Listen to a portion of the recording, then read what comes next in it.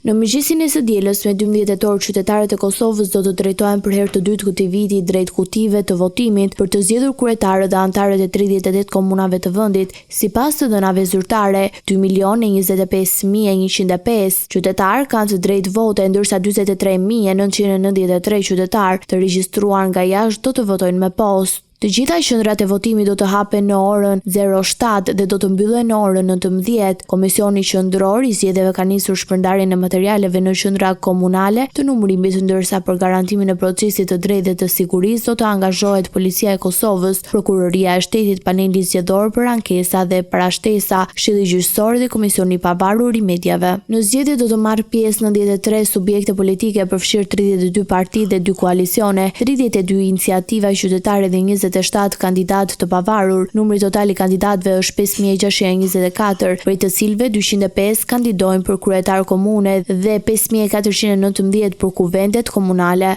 Procesi do të zhvillohet me 948 qendra votimi dhe 2625 vendvotime, duke përfshirë 38 qendra për votim me kushte në çdo komunë. Zgjedhjet lokale synojnë të përcaktojnë jo vetëm udhëheqësit e komunave, por edhe përfaqësuesit që do të marrin vendime për shërbimin publik dhe zhvillimin lokal. Autoritetet presin pjesëmarrje aktive nga qytetarët dhe thonë se do të monitorojnë çdo problem për të garantuar një proces të drejtë dhe transparent.